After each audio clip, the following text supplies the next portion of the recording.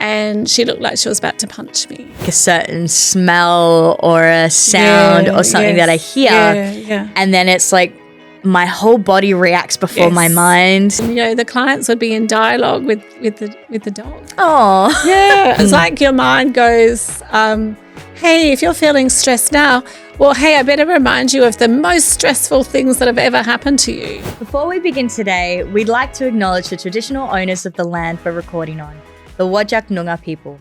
We pay our respects to elders past and present and recognise the strength, resilience and ongoing contributions of Aboriginal and Torres Strait Islander people across this country. This land always was and always will be Aboriginal land. Today's guest is Lisa Irving, a Perth-based clinical psychologist and founder of Revive Health and Happiness in East Perth, where she supports adults with a big focus on PTSD and workers' compensation trauma claims. She's also built practical workplace PTSD training courses for employers and injury management folks, and she's now the founder of Virtuosa, an AI report writing assistant designed to help Australian psychologists get through big reports without losing their minds. Today, we will discuss what PTSD actually is, why current workplace systems can make it worse, and what people can do today as workers, as managers, and as humans. Welcome to Shit's Fucked. Proudly supported by our seasonal sponsors, Coach Carly, Elevate Bianco, and Your Recovery. Hello, Lisa.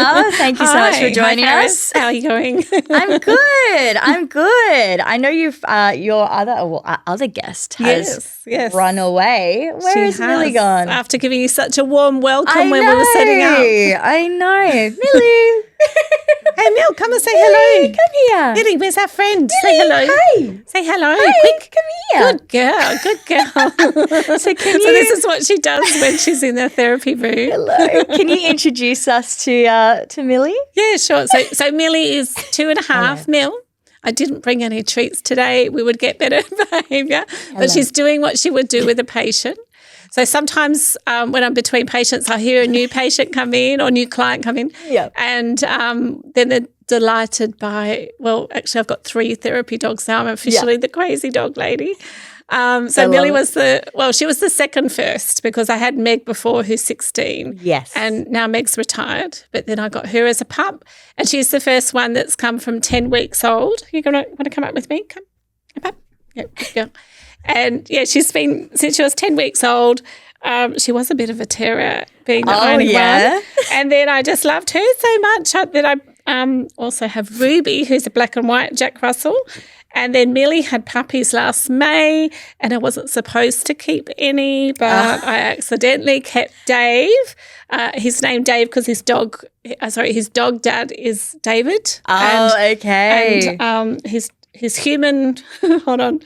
David's human dad is Irish and he calls him very formally David. But my Dave is Australian, so he's Dave. Yes, okay. And Dave is a real character. He's a chocolate colour, so yeah. Oh, beautiful. Welcome to the show, Millie. Yes.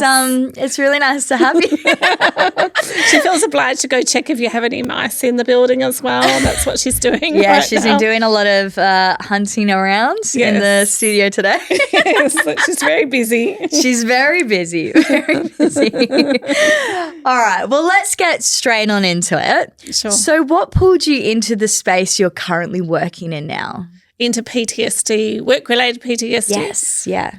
Well, to be honest, I did psychology. There was a avenue to go, like a lot of psychology qualifications, until you've done your master's, it's hard to get into doing client-facing work. Okay. So back in the early 1990s, which seems like a long time ago, it was. There was a 4th-year psych where you could do basically injury management, so vocational rehabilitation. Mm-hmm. And I thought, well, that sounds really cool because basically you're helping people. Back then it was probably more physical injuries that you're helping people with.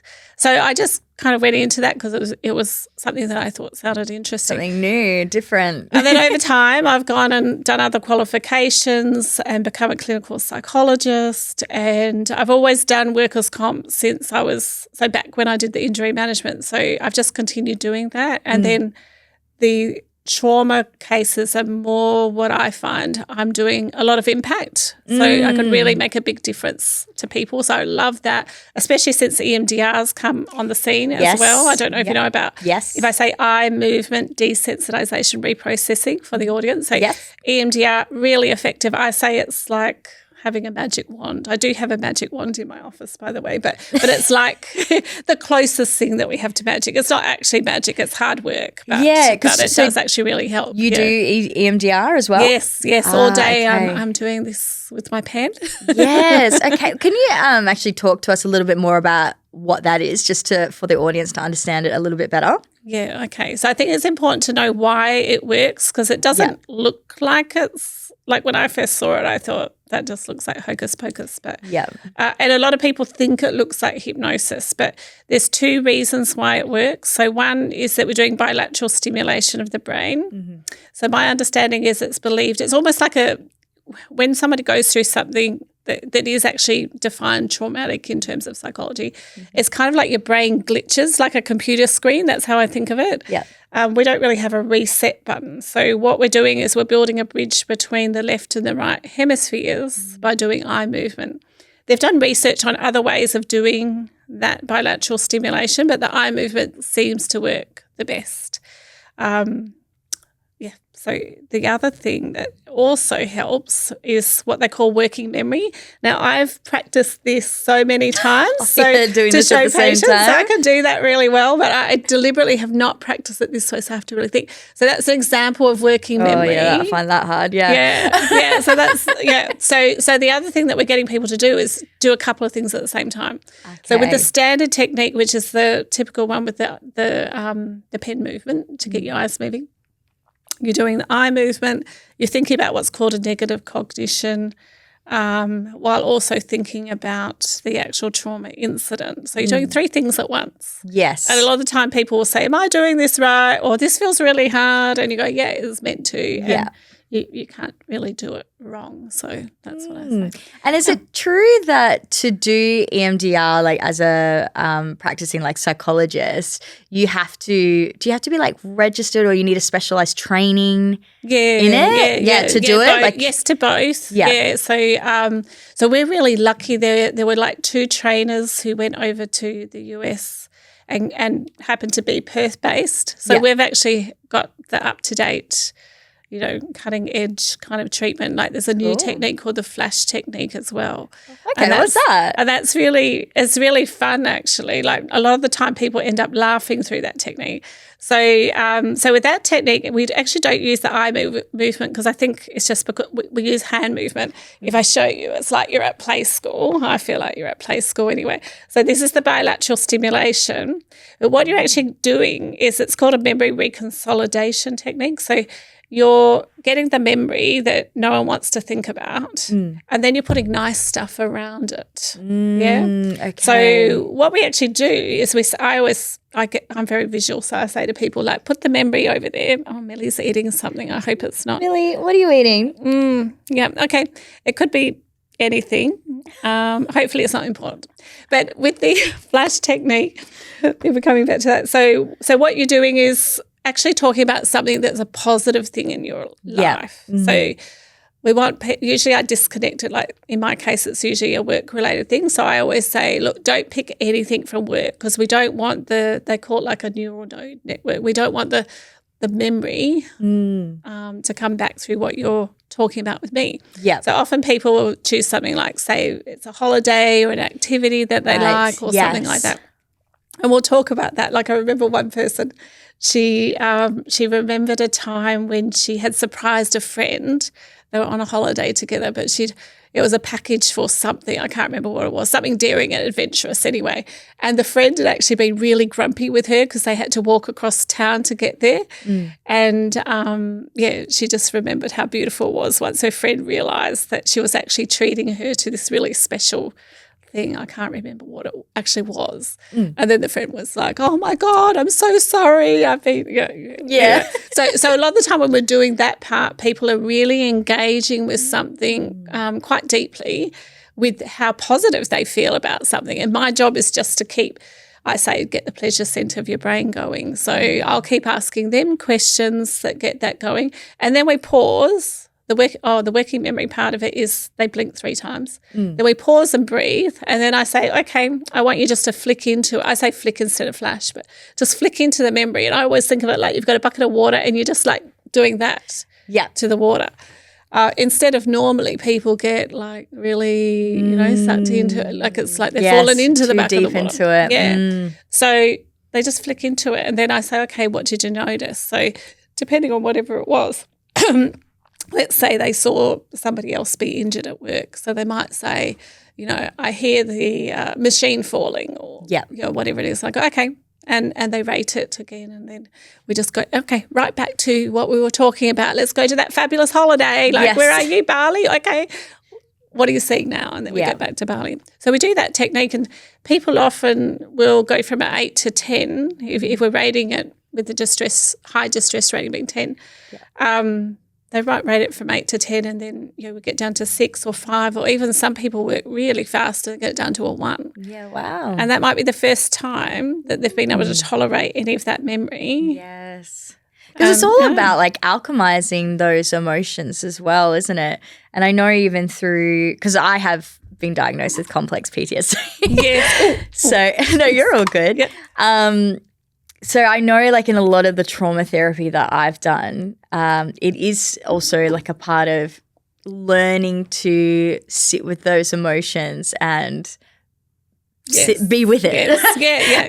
And it's really strong at the start because you haven't faced it for such a long time, right? And that's why it's like a 10 or a 9 or 8. Yes, absolutely. And then, the more that you kind of keep practicing moving through that, it does alchemize in that capacity. Yeah, so the reason why that also works is it's partly exposure therapy. So one of the EMDR, eye movement, the desensitization is just a formal word for exposure. Yeah.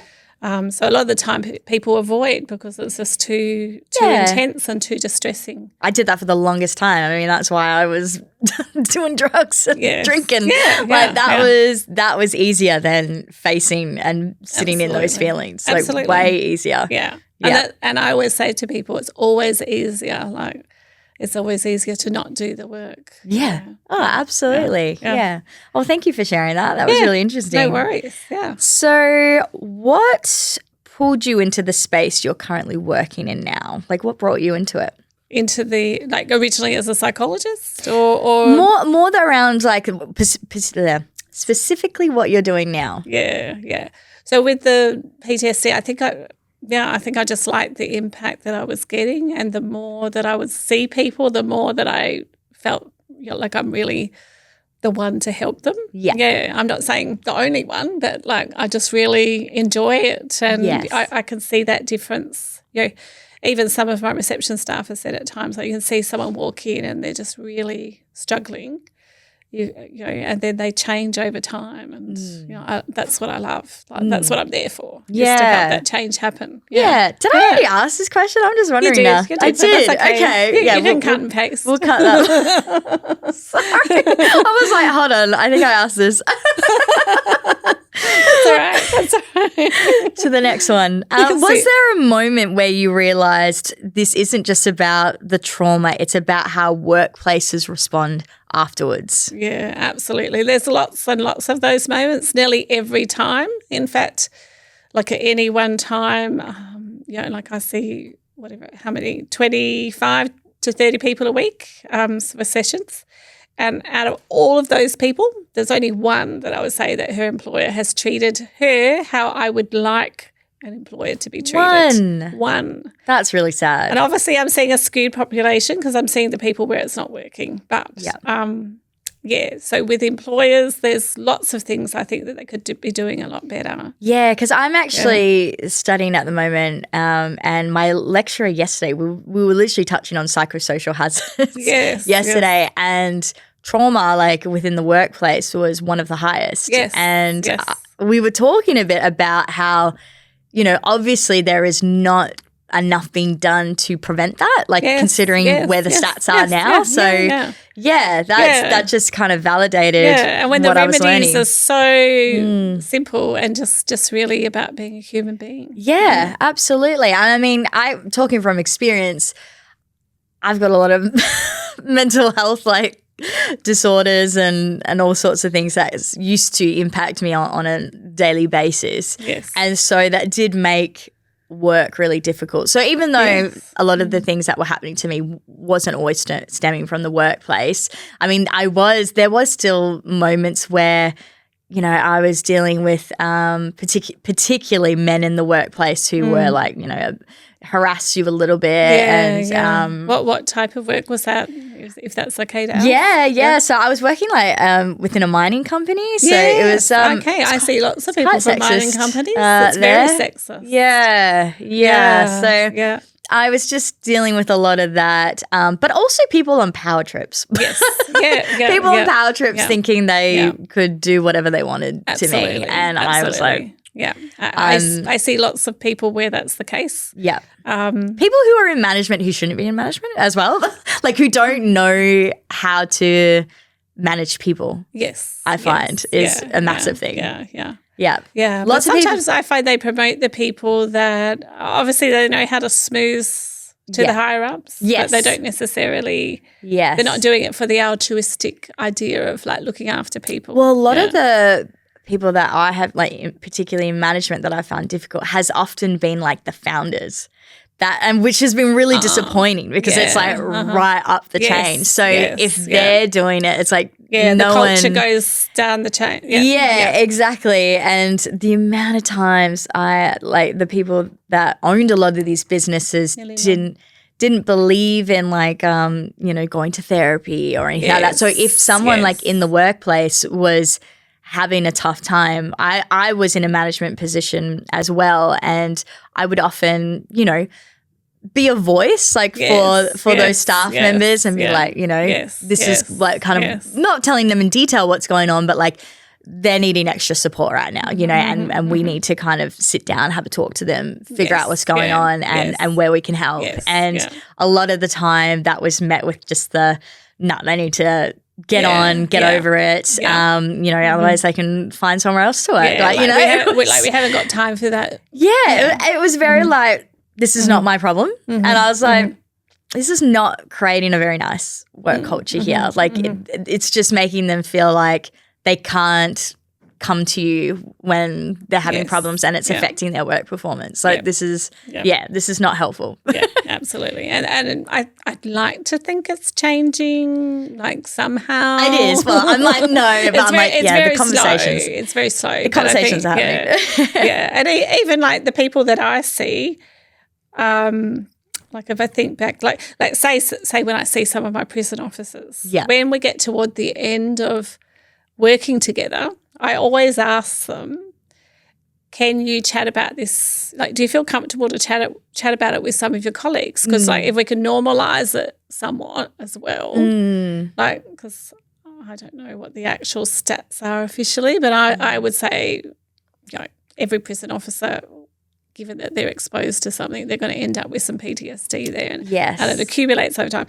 So if we can re-educate, we can start to change the culture. Yes. But that culture is also met with a very resistant leadership and management style as well. So that's just one example. Even my teachers, like if you get a great principal, then it's fantastic. But if you don't have a great principal, not so fantastic. Yeah, teachers are dealing with that a lot at the moment, aren't they? Yeah. They get assaulted all the time. Yes. Oh, that's hard. Yeah. So when people hear PTSD, they often picture like war or major like natural disasters. Yeah. How does workplace PTSD actually show up in everyday jobs? So what kinds of incidents people have? What results to people often getting PTSD? Think of it like anything that could cause you or somebody else harm or even the threat of death, because this is official diagnostic criteria, and particularly if it happens unpredictably. So like, going back to say prison officers, they see horrific stuff all the time. Yes. Yeah, they see violence pretty much every day. So for them, if it's a regular kind of occurrence, they're just expecting it. It might not develop straight to PTSD. Sometimes, though, there'll be something that's isolated that was a bigger threat, or it was something that was unexpected, and that would just tip them over the edge kind of thing. But for most people I see, like if it's nurses, it's usually they're working in ED. There's been some kind of either they have been assaulted or nearly assaulted, or verbal abuse. But usually they're used to verbal abuse, but it's not just like verbal abuse. It's like something where their safety was under threat. Yeah. Okay. And the same with most. If I think about the professions that I mostly see, it'd be prison officers and teachers, and then the nurses. Usually they're in ED, but sometimes not. Support workers as well. So people who work with disability. Yeah. I feel like I'm forgetting someone important. Or the mining sector, and that's usually because there's accidents. And then sexual harassment or sexual assaults and workplace bullying, that's across the board with different industries. Yeah, okay. Yeah. So they're the common areas that you're seeing at the moment. Yeah. All right. So when PTSD is like present for that person, active, whatever you want to call it, what's happening in the brain and the body? Kind of explain a little bit more what PTSD is. Yeah. Okay. So how I see it is that when that lack of safety is perceived, so there's that threat, part of your brain that kicks in is the defense protective part of your brain. So it's not really your thinking brain. It just happens automatically. So in the old days, we'd call it like shock, like a person will start to dissociate if we use psychology words. So part of them might be there and another part of them isn't there. But often what happens in that time is there's a fight, flight or freeze.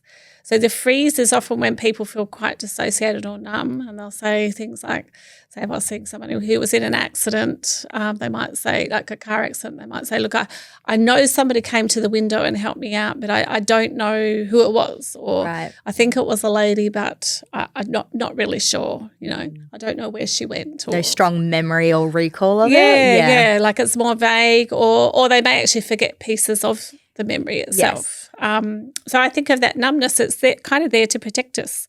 I even remember a client that I saw where she was in a retail setting and she was pulled across the counter and her arm was by someone assaulting her, and her arm was broken for like a 24-hour period of time before she went to the doctors. She didn't have any pain in that time. Wow. Yeah, so that's how much if we say the freeze is really in that moment, but the numbness, the dissociation can last for quite a long time. Yes, okay. And then most people are more familiar with, I don't know, say if I'm walking in the bush and I see a snake or something, I'm going to have that panic. Yep. Your heart starts beating fast. You might sweat. You're shaking. Yes. Sometimes you don't feel that until you've already run. So the flight could have happened as well. Yeah. So you just get. In fact, I do remember a time I was watering the garden at my husband's a builder, and he was building a house, and I was just watering the garden for him. It was a hot day, and this snake, I was amazed how fast it moved. But God, I moved as fast as it up the hill and dropped the hose, everything. So that's an example. So it's either fight, flight, or freeze. I don't know if I said fight. We haven't touched on fight yet. Fight is where you're in a situation. Okay, I've got one for you, and I like to share my stories too. Yes, and I do this with patients. I was I go for a walk at lunchtime every day, and it was before I had the dogs, and a lot of the time someone would usually walk with me, one of my co-workers, but anyway, I was walking on my own this day, and I could hear some yelling down the street, but I thought it was just sort of normal yelling.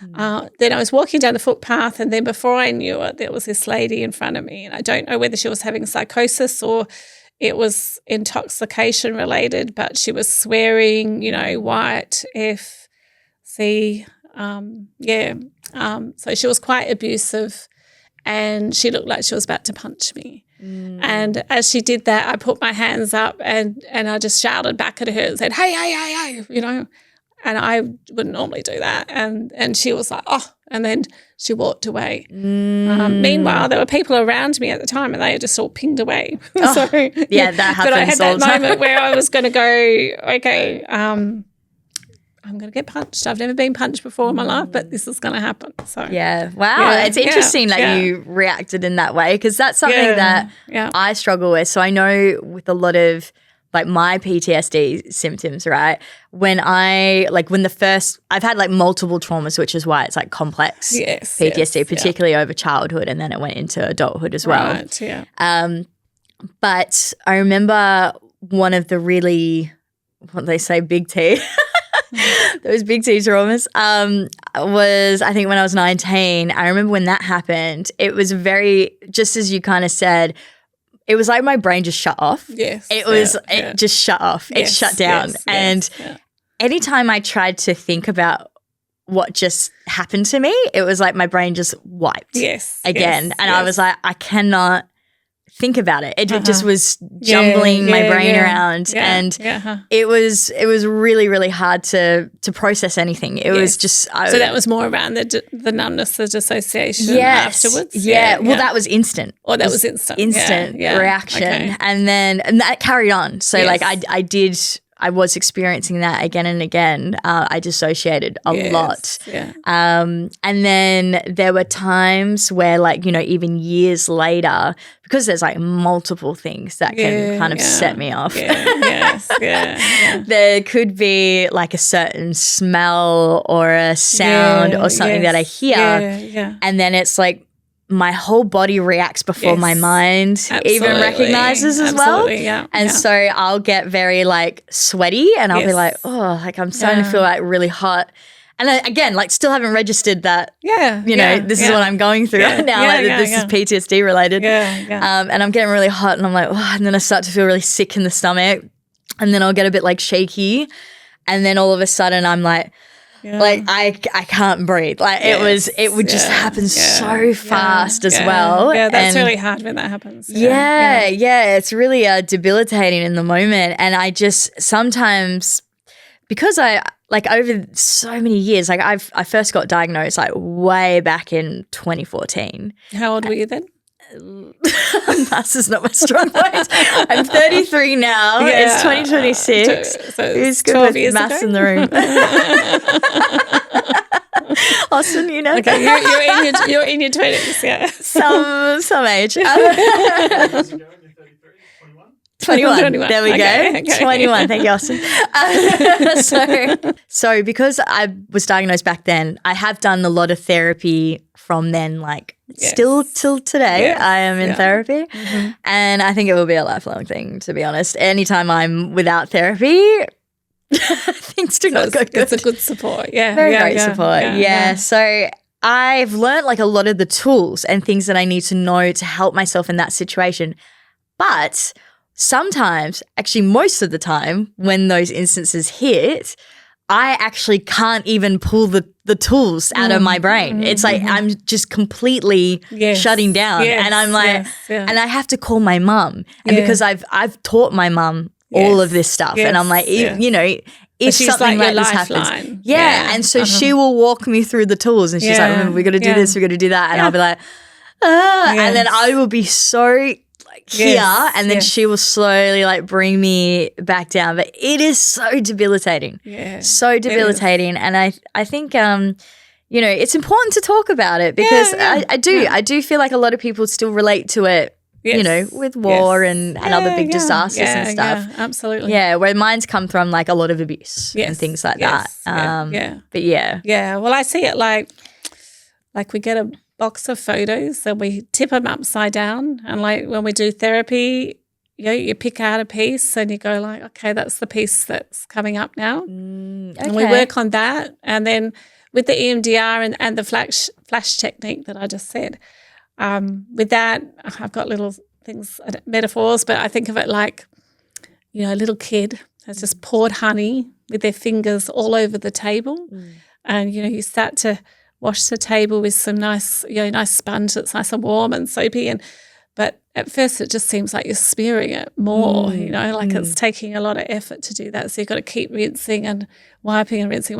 So it's like with a reminder like what you're describing, it might be that you try everything that you can and it seems like you're making just the tiniest of progress, but then you keep going with, the different therapies and then gradually it gets a little bit easier and a little bit easier and eventually, hopefully that reminder fades. Yeah. Yes. Yeah, absolutely. And that's the thing. It's like also desensitizing yourself to being exposed to those certain things. But sometimes things can catch you off guard. There's been things that I've smelt that I've been like, I didn't even know that this was a trigger for me. I had no idea. Yeah. So there's been a lot of things that have caught me off guard. But once you're aware of it, then you can start working on it. And I think that's what often people fear about doing therapy, that it's going to open up things that they don't know about. And often therapy does, but hopefully it's in a nice contained way. Yeah. I was shut down for so many years in therapy. I didn't properly open up till probably about 4 years ago. Yeah, right. Yeah. And other than that, so I wouldn't even say I progressed a lot because I was just,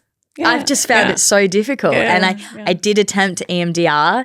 Yes. I could not hack it. Yeah. It was too much. Too much. But something I do want to try again. I'm still open to it. It's a when you're ready kind of thing. Like for some people, it's not a good idea to do. Yeah. At least the standard technique. Yeah. Because it is just too much. But the flash technique makes it a lot easier for I've people. never If you're heard just of that. flicking for less than a second into the memory. So I would prefer that. Yeah, absolutely. And most people would, right? Yeah. 100%. Well, that's interesting. I didn't know about that. Yeah. And I say to clients that it gets funner as you go, especially with doing the flash technique. So Is there anything else about PTSD that, we should know about or people might not know about? Yeah, well, I think you've already touched on the reminders. So that's definitely one thing I always talk about with people because those reminders can be quite unconscious and quite debilitating at the time.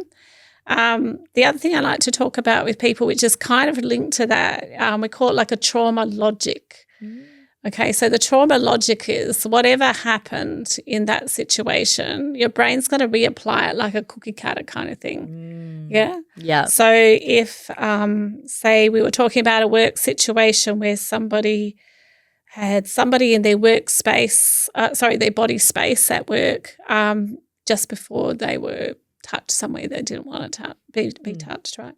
So then it might not even be a person that reminds them of them. It might just be somebody in their proximity will start to present that feeling. So that's the reminder part. But the trauma logic will be like, it's going to happen again. So part of it is the trauma logic is, what do they call it? The two world theory. It's like it's taking you back in time to that particular moment, right? So there's that world, which was the past world. And then it's applying that past world as if it's present happening day. now. Yeah. I remember one of the training courses, Leah Garanto, I think I'm saying the last name wrong, but she worked a lot with war veterans and she had somebody, I'm going to make up the story. I think I've ruined the story, whatever the story was, but she had a war veteran who had been ambushed unpredictably and they lost people. And then it was years forward, like I think a long time forward, and he had young children and they'd go camping with his wife and so on. And he knew he was in Australia. But what happened to him back there was, I'm going to make it up, it was 4:00 in the morning, it was dawn, what have you, and it was a pack-up day. So he'd be fine on the camping, but when it was pack-up day, way before 4 a.m. in the morning, he's yelling at his platoon. He's saying, get up, come on, because it feels like life or death. So he's really yelling at his kids and his wife, and it causes a big argument, and they don't want to go camping with him anymore, and so on and so on. So what I recall that Leah said is that once she educated about this theory and also for him to let his wife and kids know what it was, then it came up a bit like what you said, like with your mum, like you've got a bit of a plan. Yeah. So then his wife could say, hey, it's pack-up day tomorrow. How much you like running? Why don't you go for a run at 3:30 in the morning?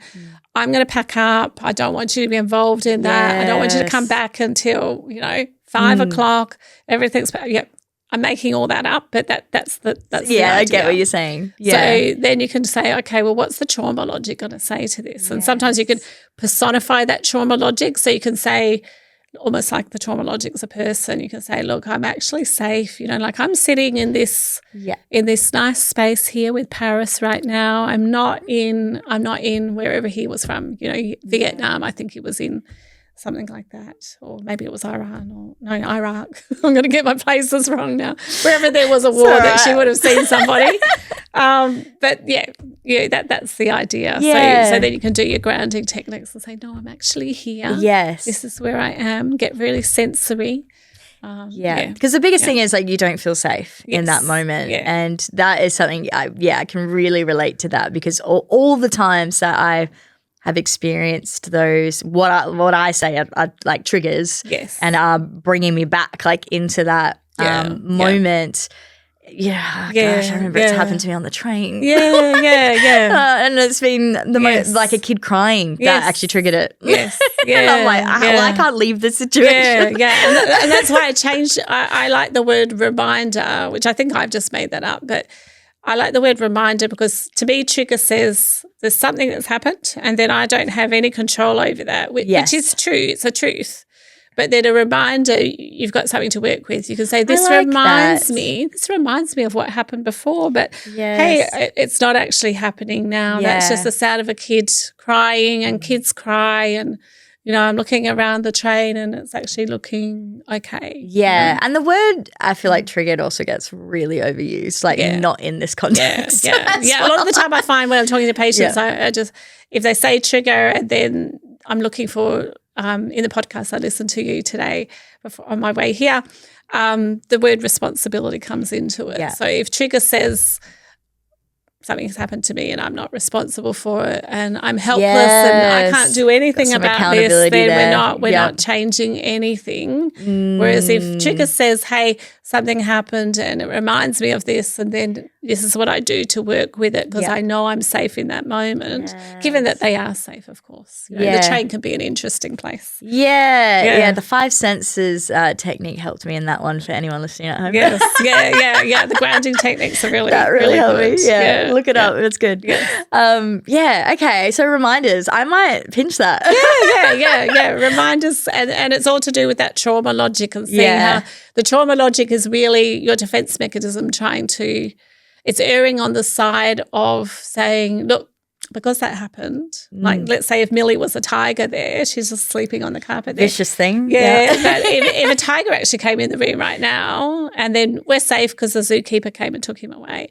But then, we come and meet again in the same place and we see something a bit orange or stripy or something. Our trauma logic or our defense mechanism is meant to say, hey, that reminds me of that. Quick, get the hell, so with PTSD, it's always erring on the side of, I think something's going to happen. I need to keep you safe. Yeah, exactly. That's it. So a lot of people think PTSD only gets triggered by reminders. Okay, we've kind of covered this, but let's do it. We'll go through this. Let me just say that question again. Sorry, Alison. A lot of people think PTSD only gets triggered by reminders of the original trauma. In real life, how do unrelated stresses end up making it worse? Well, the way I see that one is it's like your mind just goes, hey, if you're feeling physically stressed right now, come here, Millie. Go on, Millie. Say hello. Say hello to our friend. Hey. Say hello. Come on. Good girl. Up, Millie, come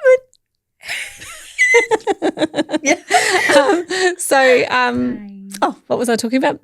Stresses, unrelated stresses.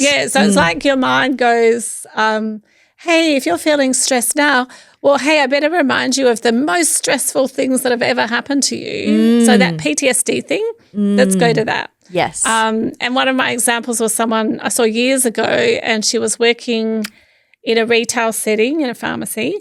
She'd been held up 3 times. 3 times, right? And so the 3rd time was like, I'm out of here. And we worked together for a while. And she was going well, and she decided to study, I think it was maybe something like teaching or something.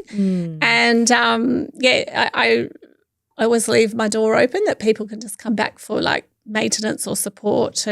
And I noticed that she kept coming back like at regular intervals, and just happened to notice that both times she had exams coming up. Right? So it wasn't even something that, didn't link. It wasn't connected as a reminder, but it was just that stress, like I always have a cup in my room and I say, the cup's up to here, and then your brain's going, hey, we felt that before, and it's taken us.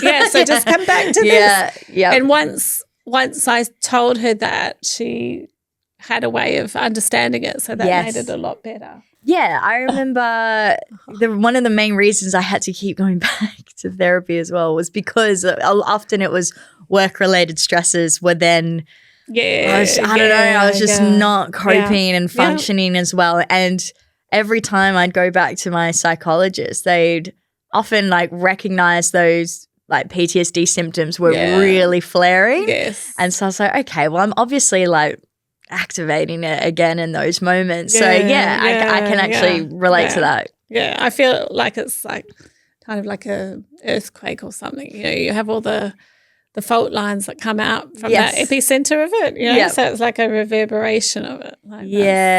Absolutely. Oh, this is so interesting talking about something that I'm so familiar with. And I love talking about it, and, with your listeners, if it even just helps one person to understand it differently, then I'm really happy. Absolutely.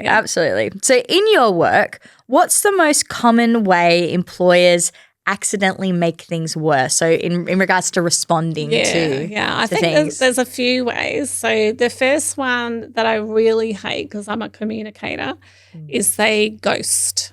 They ghost. Yeah, they ghost. They just maybe they don't know what to do. Right. Or maybe they have that reaction where they go, the work's what's important. I haven't got time for this.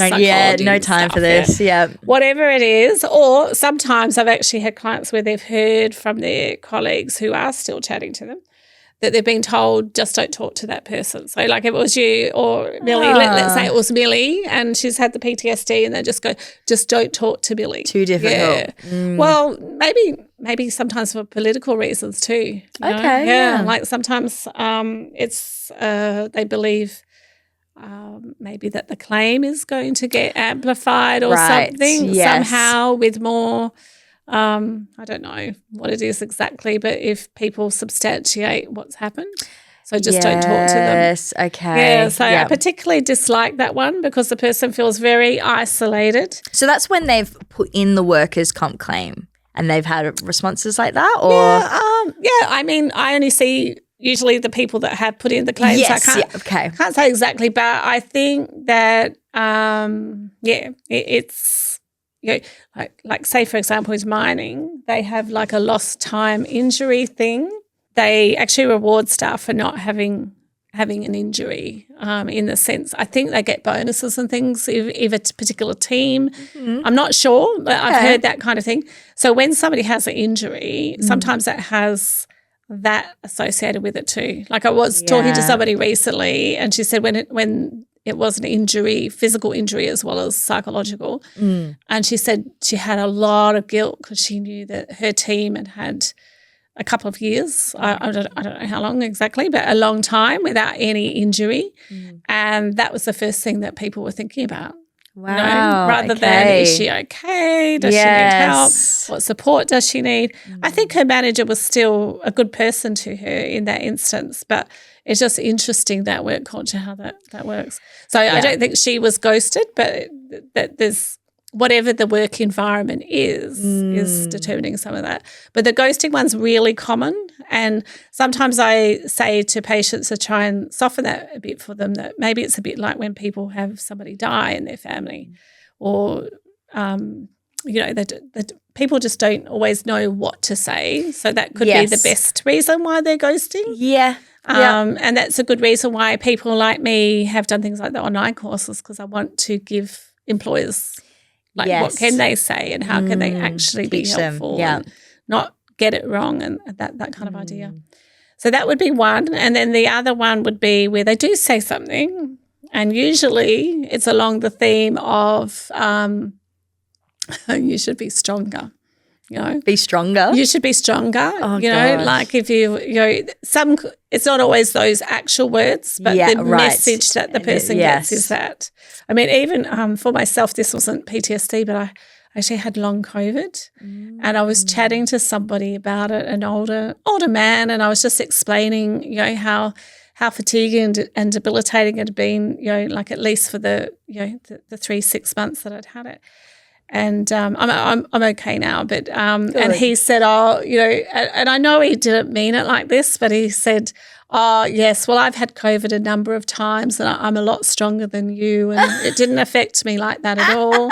And I'm just like, oh yeah, good for you, mate. Yeah, yeah, exactly. So it's usually those sort of, like, they might even mean to be, people will say things like, have you taken your medication today? Or I even had a client just recently where that happened at her new workplace, where they know about what's happened with the PTSD, and then she was becoming teary, and so the first reaction that they said was, have you taken your medication today? And going like, that's not a good thing to say. So uneducated. Yes. My goodness. Yes, I think they're the two. There's probably some other things. I'm just not thinking of them right now, but yeah. That's right. I think it's one of those days today. Even my brain's like all over the shop today. Well, it is Saturday, so we can be excused. It is Saturday. So you work with a lot of frontline roles, so like prison officers. Do you work with firefighters at all? Yes. Firefighters. Yeah, lots of firefighters. Yeah. Once you see a firefighter or a prison officer, you end up getting lots of, because they tell everybody as well. So, okay. So spread the word. Lots of them, yeah. So nurses as well we touched on, and teachers. Yeah. So what patterns do you see like across those jobs? Patterns, okay. Let's see. So with firefighters, I actually really love working with them. Yeah, because I think they're just such hard workers in the therapy room. Like, they're used to being, I don't know if you know about schema therapy, but with schemas, right? So with their schemas, it's usually unrelenting standards and self-sacrifice. Right. Okay. So they want to do really well in therapy and just get back to work. So, so if you say something to them, they just go away and do it. And prison officers are pretty similar as well. Okay, that's interesting. I remember a prison officer where, I got him, what was I getting him to do? Exposure therapy for a particular flash technique. And he came back and he says, I did that thing you did. I just hammered it. And I think it's all good now. And I'm sorted. Like, done. And I'm like, what do you mean you hammered it? Because I hadn't even asked him to do that as his homework, I think. And he just had decided he took what I said and he was just going to, and it worked. So he'd got the results. So great. So in terms of patterns, is that what you're meaning? Like, what kinds of things do they come in? Yeah, how do they come in? So a lot of the time with the prison officers, if I flick to them, they've had cumulative, like multiple things over. Usually they're longer term people that they've been working in the job for a long time. Oh, poor Millie, she's falling asleep like that. Anyway, so often it's very cumulative, and it usually is either a more violent thing that's happened, or it's just the last one that's affected them that way. With teachers, it often is an isolated situation that's happened, but it's been something that's threatened their safety out of the blue. Nurses, it's usually assaults. Yeah. And who have I got left? And same with support workers. What about the firefighters? The firefighters, they see some pretty awful stuff. Because they don't obviously do just fires, do they? Well, yeah, and it's not usually the bushfires that come in. Occasionally it might be, but I can't actually think of anyone where that's the case. It's more the car accidents that they attend. Yeah, it's pretty gruesome stuff that they've seen, and also. They see people who've self-harmed as well. Yeah, that's what I was thinking. Yeah, okay. Yeah, so pretty gruesome stuff that they see. So tell us about because you've built workplace PTSD courses. We touched on that a little bit, but let's actually get into that. Yes, and you're also building, is it Virtuosa? Did I say that right? Yeah, you did. Good, well good. Done. Yes. What problem are you trying to solve with each, and who should check them out? Tell us a little bit about them. Yeah, sure. So with the PTSD courses, I started off what actually happened was, are these online or in person, by the way? They're online. They're online. Yep. They're digital courses. Yep.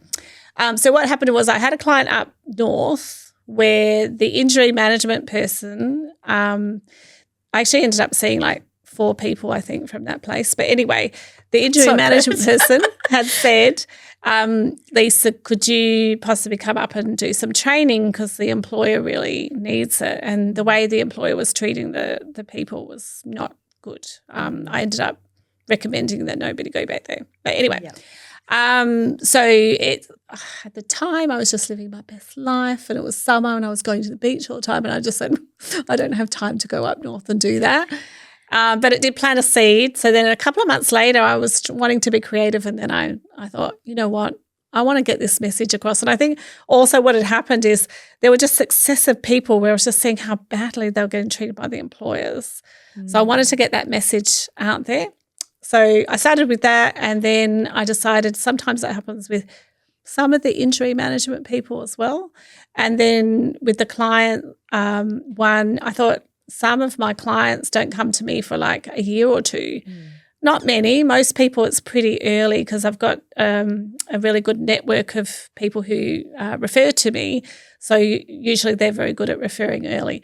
But I thought I might be able to get some of those people where it's like early for them, and then maybe they would be less, I guess, ashamed to do something that was online and a little bit secret, and they don't have to tell anyone that they're doing that, and so on. Yeah, but I also send it out to all my individual clients that I see too. So when I see them within a short while, I'll send that out to them as well, just to complement what we're doing in the sessions. Yeah. So what's like in the courses? Like, what are they focused on? Yeah, a bit more detailed with what we're talking about today. Yeah. So kind of what is PTSD, the things like the trauma logic and the reminders, and about treatment like EMDR. Yeah. She wants to go back to that rug. You're not allowed to, Millie. So you've got to stay here.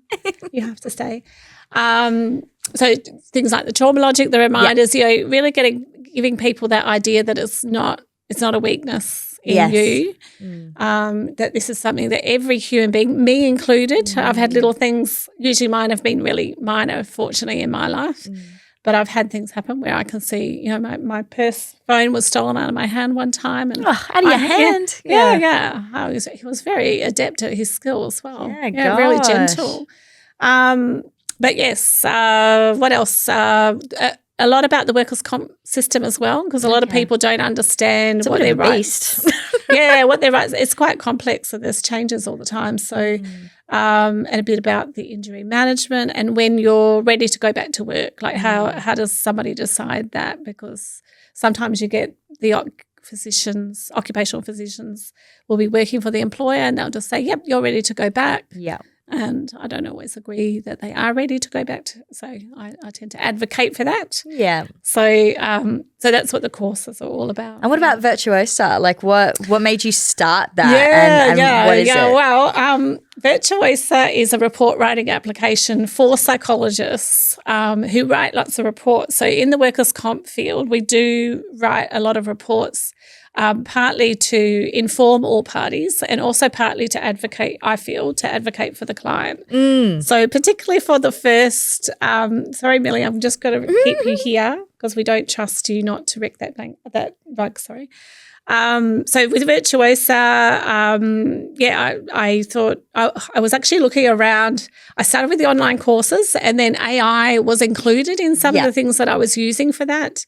In fact, I even used AI avatars, which was really fun. Okay. And I really want to be creative. And then it just occurred to me, if there's AI for these kinds of things, I wonder if there is to help you write reports more quickly. Yeah. So I searched around, and at that time, ChatGPT was my best friend. I just started using her. I say her because I like to make it more human. I don't like it. Yeah. I'm just breaking up with her quietly. I'm now using Claude. I've heard a lot of people Claude transitioning. Co-work is amazing. But anyway, so with that, she convinced me that I had the capability to be able to talk to developers to make a better report writing application, one that's more specific. And so we've worked, like I've got So she helps. I was going to say then. Virtuosa is also a she, which is why it's A, not virtuoso. Yeah. Virtuosa.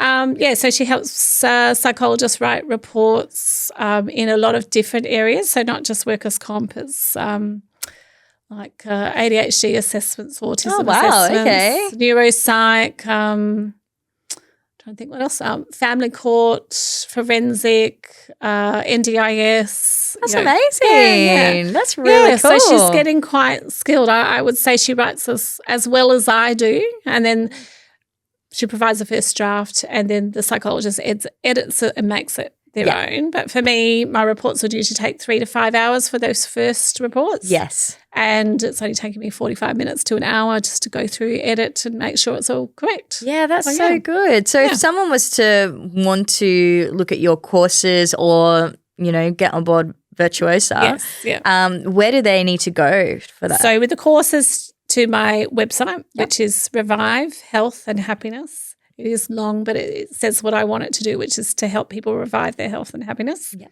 And with Virtuosa, the same. You can go to the website, which is www.virtuosaai.com. Yeah. Okay, perfect. Thank you for sharing that. No worries. Now, I wanted to get back to Millie. I know she's fading right now. She is. She wants to be somewhere else now. Poor thing. She was so over it. Poor Millie. Had all the excitement at the start. Oh, yeah, she does. So when did you first notice animals kind of changing the room when you brought Millie or others into meeting with your clients? So as I was telling you earlier before we started today, Sienna, our Kelpie, she passed away, and then we bring Meg in because my daughter was sure that Meg, her sister, would be pining. She is a Jack Russell. She's still alive. She's 16 now. And I was just going to bring Meg in for a couple of days, but I realised that Meg loved it and the patients did too. Yeah. So even though Meg wasn't trained in any way like Millie is, Meg just went and cuddled up to people. People liked to pat her and they talked to her. And usually when I start a session, I always ask people, would you like a cuppa or a glass of water or something? And I could hear when I was making that for them in the kitchen, the clients would be in dialogue with the dog. Oh. Yeah. And then Millie, my mum, sadly, she had been diagnosed with cancer and passed away really quickly. And during my grief, I was like, I can tell it like it's fine now. But at the time, I just needed some kind of joy. And I thought a puppy has always given me joy. I have become the crazy dog lady, though, because I've got 3 of them. And Ruby and David are the other 2. And Ruby has just had puppies, and I am not allowed to keep another one. So, so people are literally getting puppy therapy at the moment as I bring the puppies in, and people get to hold them on their lap and cuddle them, and sometimes they are teething, so they do sometimes bite. And one client had one wee on him. Oh, yeah, that does happen. yes, it's all part of the fun. It's part of the risk, isn't it? Yeah, exactly. So what is it, do you think, about a dog that settles someone's nervous system so fast? Yeah. Well, I think a lot of it's the oxytocin. So right now I'm patting Millie, and the idea is that we're mutually getting oxytocin, that the dogs like it too. She's looking pretty chill. Yeah, she's probably pretty tired. It's probably like nap 15 out of 25 today. Oh, God, I wish my border collie napped that much. Well, the funny thing is when they're in a therapy session, they do just sleep a lot, whereas if we're at home, it's a different thing altogether. Yeah, okay. But she does know that when I'm talking to somebody that she has to be nice and quiet, so it's probably a bit boring for her too. But if they play when they're in session, then I just quietly pick them up and put them out the door, so then they go, what happened? Why did I get kicked out the door? And now they just know they have to be quiet. I've forgotten the question.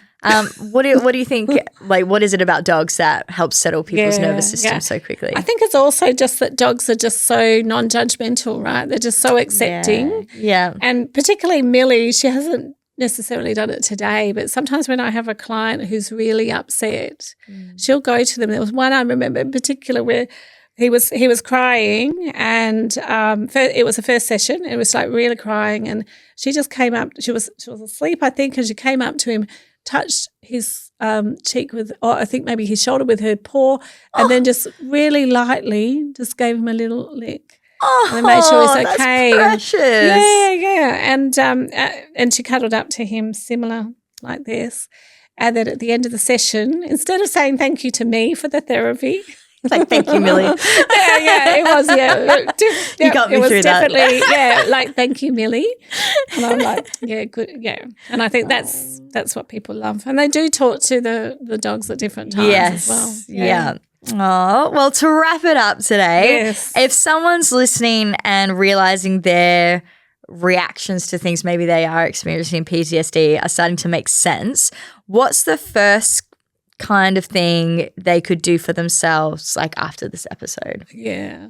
Well, I guess being a psychologist, I could be biased and say, maybe do some research on who you might like to see, who you feel safe with and feel comfortable with. Yeah, do some therapy. Yeah. If you don't know anyone, you can, if you feel safe enough to ask a friend, because probably what I find is often people aren't talking about it. So, but a lot more people than what you think are going through something similar but different and can maybe able to recommend somebody, or your GP, maybe somebody that can help you with that too. So, of course, I'm biased with saying with therapy. To me, PTSD is not something that just goes away. You know how that old saying about time heals all wounds? It's actually not true with PTSD. Baloney. In fact, I would actually say that until you do EMDR or something similar, which is helping you reprocess, like schema therapy can be helpful too. Yeah. There's some other therapies that I'm not trained in, but EMDR is the World Health Organization's go-to for therapy. So I think until you do something like that, you can't move forward. So I think therapy really is, I'm not just saying it because I'm biased. Other things just to think about, there's actually some research to say that any bilateral stimulation that you do, if you engage your mind with the whatever it is, the trauma incident in some way, and you know how they used to say, like, I go for a walk to clear my head. Yeah. There's actually some evidence that when you're walking, I can't move both my arms at the moment because Millie is trapped here, aren't you, Millie?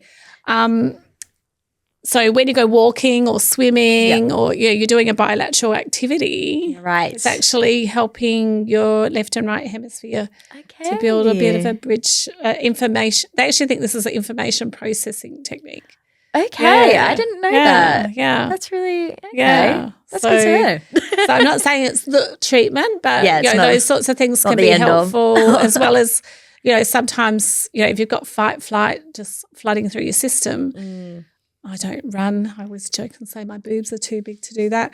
But, you could go for a run or a swim or, what have you. Couple of jumping jacks. And you get your, what is it, your endorphins. Yes. Yeah. Awesome. Well, thank you so much for coming on the show today. Thank you, Millie. No worries. It's been the star of the show. Absolute pleasure. Lisa. We've enjoyed it a lot, haven't we, Millie? Haven't we? Where's our friend? Hey, Millie. Yeah, go say hello. Oh, yeah. Say hello. Come on. Oh, what a way to end the show. Oh, with a Millie cuddle. Yes, you're gorgeous. Oh, well, thank you. Thank you for coming on. No worries. Yeah, thank you. Thank you.